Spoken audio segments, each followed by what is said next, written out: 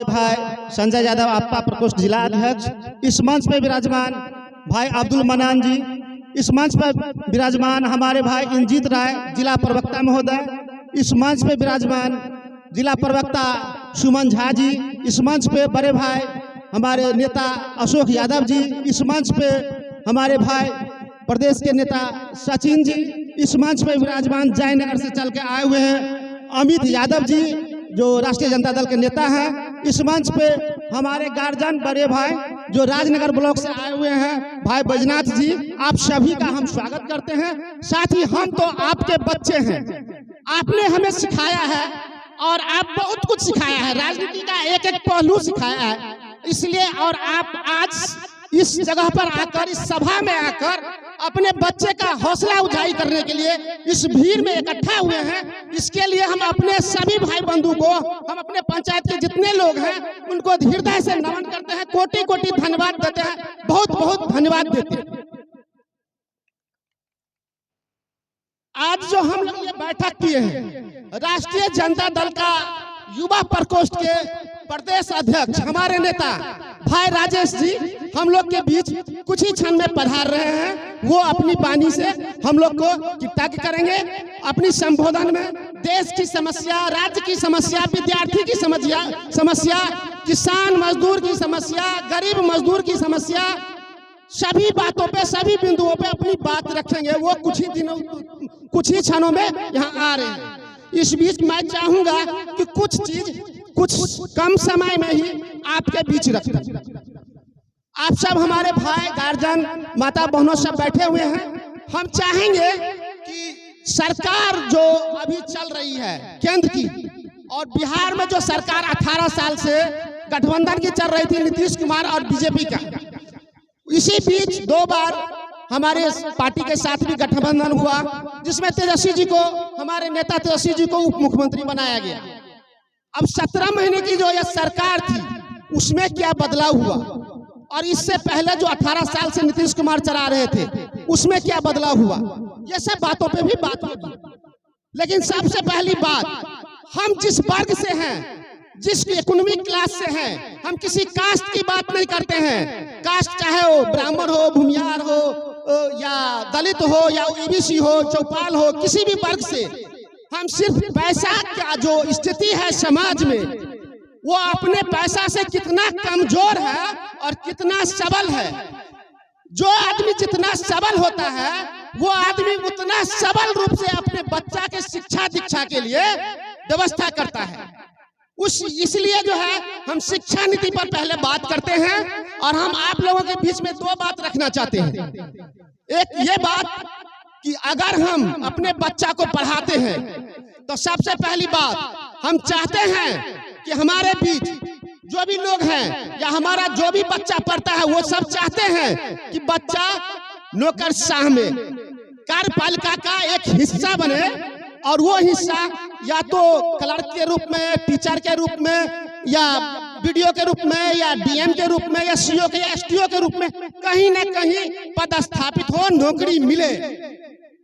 ठीक है, लेकिन इसमें ये बीजेपी की सरकार क्या रोड़ा अटका रही है और हम लोग को कैसे दिग्भ्रमित कर रही है, उस पे हम 2 बात। नई शिक्षा नीति जो आई है अभी, नई शिक्षा नीति में ऐसा दुर्गुण है, हमारे जो कमजोर क्लास के आदमी हैं, हमारे जो इकोनॉमिक क्लास से बहुत कमजोर है, जिसके पास रुपया पैसा नहीं है, अपने बच्चा को 2 दिन की मजदूरी, 4 दिन की मजदूरी करके फीस भरते हैं, ट्यूशन का व्यवस्था करते हैं, पढ़ाते हैं, उसके लिए शिक्षा अब संभव नहीं रहेगा इस बीजेपी की सरकार में। इसलिए कि शिक्षा नीति ऐसा लाया गया है जिसमें आपको अंग्रेजी का उठाव किया जा रहा है, सरकारी स्कूल में, प्राइवेट में अंग्रेजी की पढ़ाई हो रहा है। दूसरी बात, बड़े भाई अभी चर्चा कर रहे थे कि नई शिक्षा नीति में कॉलेज जो है आवंटन होता है दूर, तो उसमें सबसे बड़ा बात यह हुआ है फेरबदल कि 3000 जिस कॉलेज में, चाहे +2 कॉलेज है या डिग्री कॉलेज, बीए कॉलेज है, उसमें 3000 अगर बच्चा का संख्या नहीं पूरेगा तो उस यूनिवर्सिटी का विद्यालय को बंद कर दिया जाएगा, कॉलेज को बंद कर दिया जाएगा और दूसरे विद्यालय से, दूसरे कॉलेज से ज्वाइंट कर दिया जाएगा। एक तो जनसंख्या के आधार पे अभी भी विद्यालय कम है, कॉलेज कम है, उसको ये बीजेपी सरकार ये लाई है कि उसको बंद कर दिया जाएगा। दूसरी बात, अब हमारा बच्चा किसी तरह हम पेट काट के अगर उसको पढ़ाते हैं, हमारे समाज के लोग पढ़ाते हैं और मैट्रिक कर लेता है किसी तरह घिंच घाच के, और हम इंटर की व्यवस्था करते हैं, इंटर से पहले कोई सरकारी नौकरी नहीं हो सकती है आज के डेट में, पहले मैट्रिक पे था, आज इंटर पे। तो उसमें क्या होता है कि इंटर के लिए आप ऑनलाइन आवेदन करिए, ऑनलाइन आवेदन में आप 10 कॉलेज का नाम दीजिए, 10 कॉलेज का नाम दीजिएगा तो मधुबनी का 3 कॉलेज दीजिए, झंझारपुर का दीजिए, का दीजिए, फुटौना का दीजिए, लोकहा का दीजिए, दरभंगा का दीजिए। अब सब जगह देते हैं, बच्चा का नाम आएगा कहाँ? एक जगह आएगा, एक कॉलेज में, और एक कॉलेज में अगर उसका नाम आता है तो बच्चा अगर है पिछुआर पंचायत का तो उसको सुविधा है मधुबनी जाने के लिए, वहां जाके शिक्षा दीक्षा ग्रहण कर सकता है, बीए कर सकता है, एमए कर सकता है। अगर बच्चा का सिलेक्शन हो गया दरभंगा कॉलेज में, तो हम आपको बताते हैं कि इस बिछुआर पंचायत में हमको नहीं लगता है कि 90-95% लोग अपने बच्चा को वहां डेरा दिला के दरभंगा में पढ़ाएंगे। उसका अगर एडमिशन होता है जयनगर में, उसका अगर फुटौना में, उसका फुलपरास में, तो अपने बच्चा को नहीं पढ़ा पाएंगे, इसलिए कि उस जगह पे जाने आने का, उस बच्चा को रखने का उनके पास व्यवस्था नहीं है। और ये सरकार कर रही है जहां आपका ऑनलाइन में नाम होगा, बच्चा को आप वहां पढ़ाइए। तो ये डपरसन की सरकार क्या कर रही है कि आपको 5 किलो अनाज देके पेट तो पालवा रही है, लेकिन आप जो अधिकार बाबा साहब भीमराव अंबेडकर कहे हुए थे, जिन्होंने ये संविधान लिखा, जिसके संविधान पे लोकतंत्र चलता है, जो शिक्षा से मजबूत होगा, शिक्षा वो शेरनी का दूध है, जो पिएगा वो दहाड़ेगा। उसका नमूना आपका बच्चा एक खड़ा है। 10 साल पहले, 15 साल पहले बैक में जाइए तो आपका कोई दलित का बच्चा इस पंचायत में या इस चौहद्दी में नहीं था किसी मैच पर दहाड़ सके। आपका बच्चा इस 21 ब्लॉक में ही नहीं, पूरे जिला में ही नहीं, पटना के धरती पे भी दहाड़ता है। ये सब आपका आशीर्वाद है और बाबा साहब को नमन करते हैं। उनका विचार से हम आगे बढ़े हैं, आप लोग के आशीर्वाद से हम ग्रामीण विकास में एमए हैं। हमारे घर में हम दलित वर्ग में रहते हुए भी महिला पुरुष सबको एमए कराए हैं, सब शिक्षित है और एक एक बिंदु को पढ़ते हैं। समाज में क्या फेरबदल हो रहा है, समाज में हमारे गरीब समाज के लिए क्या नुकसानदेह है, उस पर विचार रखते हैं और उस पर हम बहस करते हैं। यहाँ से पटना के धरती तक बहस करते हैं। ये सब आपका आशीर्वाद है। तो नई शिक्षा नीति से ये शिक्षा दीक्षा तो खत्म होगा ही, उसके बाद अगर हमारे बच्चे मैट्रिक के बाद अगर ग्रेजुएशन की शिक्षा, इंटर की शिक्षा नहीं लेते हैं, तो जो व्यवहारिक शिक्षा है, जो मूलभूत शिक्षा है, जो विश्लेषक का शिक्षा है, आपको रिसर्चर का शिक्षा है, वो नहीं कर पाएगा कि ये सही है या ये गलत है, उस लेवल की पढ़ाई नहीं कर पाएगा, तो कैसे समझेगा कि ये हमारे बीच गलत हो रहा है या सही हो रहा है। तो उस परिस्थिति को समझने के लिए हम लोग को वो करना होगा। लेकिन ये बीजेपी की सरकार चाहती है कि इसकी शिक्षा बंद कर दो, ये अंधभक्त हो जाएगा, मेरे पीछे झंडा लेके घूमता रहेगा, जैसे पहले हम करते थे सामंतवादी व्यवस्था में, वैसे ही घूमता रहेगा। दूसरी बात, आज के डेट में बेरोजगारी का जो आलम है, उसको बढ़ाने में इसका बहुत ही बड़ा योगदान है। इन्होंने जब पहली बार 14 में सरकार में आया, हाँ, अब हमारे बीच हमारे माननीय डॉक्टर फैयाज अहमद जो हमारे राज्यसभा सांसद हैं, उनके सुपुत्र हमारे भाई और राजद के प्रदेश के नेता है भाई आसिफ अहमद साहब, वो भी हम लोग के बीच में आ रहे हैं, अभी आ चुके हैं। उनको भी मैं इस मंच से स्वागत करता हूं, अभिनंदन करता हूं, वेलकम करता हूं। भाई आप आए, हम कृतज्ञ हैं आपसे। आसिफ भाई आप हमारे यहाँ भी आए हम लोग को हौसला उठाई करने के लिए।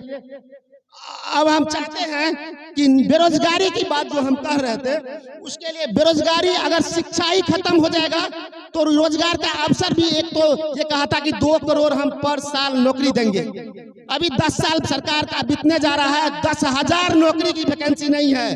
रेलवे को बेचा जा रहा है, BSNL को बेचा जा रहा है, LIC को बेचा जा रहा है, सबको निजीकरण किया जा रहा है। आप हम जो जाते हैं यहाँ से दिल्ली, बंबई, पटना, हमारे समाज के लोग तो हमसे बेहतर जानते होंगे कि निजी व्यवस्था में सिर्फ और सिर्फ अपर क्लास के लोग मैनेजर हैं। उसके कोऑर्डिनेटिंग मैनेजर है, डायरेक्टर हैं, अपर क्लास के लोग। हमारे लोग वहाँ नीचे रहते हैं, उनके लिए कोई व्यवस्था नहीं है।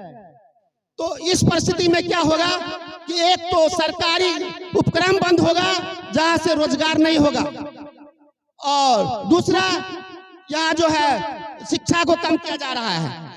तीसरी बात, महंगाई इस स्तर पे है कि हम कल के डेट में 75 रुपये सरसों का तेल लेते थे, 80 रुपये लेते थे। इस सरकार के आने के बाद 250 रुपये सरसों का तेल ले रहे हैं। अब ये कैसे है? महंगाई का क्या आलम है? हम तेल मंगाते हैं विदेश से, रूस से तेल आता है हमारे देश में, पर बैरल 64 रुपये, $64 था पहले कांग्रेस की सरकार में, 14 से पहले। आज के डेट में $72 है पर बैरल। और उस समय में कपड़ा अगर कुर्ता का 1 मीटर लेते थे आप, तो आपको 60 रुपया मीटर मिलता था। अच्छा कपड़ा 35 रुपया 30 रुपया मिलता था। आज के डेट में वो कोई कपड़ा आप लेते हैं, साड़ी जो आप लेते थे 200 रुपया में, हाँ, तो जो आप 200 रुपया में साड़ी लेते थे, आज उसका 500 रुपया हो गया। क्या हो गया? महंगाई कहाँ बढ़ रहा है? तो तेल का जो आयात है उसमें तो रेट वही है, लेकिन यहाँ पेट्रोल पंप पे आप 100 रुपये डीजल उठाते हैं हमारे किसान भाई खेत पटाने के लिए। गाड़ी में पेट्रोल का आप करे बात तो 110 रुपये। आज सामान तो हमारे स्टेट में फैक्ट्री है नहीं। 18 साल में ये जो है झूठी सरकार जो दोनों का था, वो कहीं फैक्ट्री लगाया नहीं, रोजगार किया नहीं। हमारे भाई सब बाहर जाके नौकरी करते हैं। तो उस परिस्थिति में क्या होता है कि हम मंगाते हैं सूरत से, कलकत्ता से, बंबई से, हमारे व्यापारी मंगाते हैं। अब ट्रक का जब डीजल महंगा होगा तो कपड़ा पे तो रेट बढ़ाएगा, तो रेट उस तरह से इन्फ्लेशन रेट जो है, महंगाई दर जो है बढ़ रहा है। और यही कारण है कि यहाँ का जो स्थिति है बहुत नाजुक हो रहा है। अब हमारे बीच बहुत से वक्ता हैं, हमारे सीनियर लोग भी आए हुए हैं, तो हम चाहेंगे कि इस मंच संचालन का काम हम आगे बढ़ाएं। इस कड़ी में हमारे बीच हमारे राजनगर से आए हुए हैं, चौधराना से हमारे भाई बैजनाथ भाई, वरिष्ठ नेता आरजेडी के, वो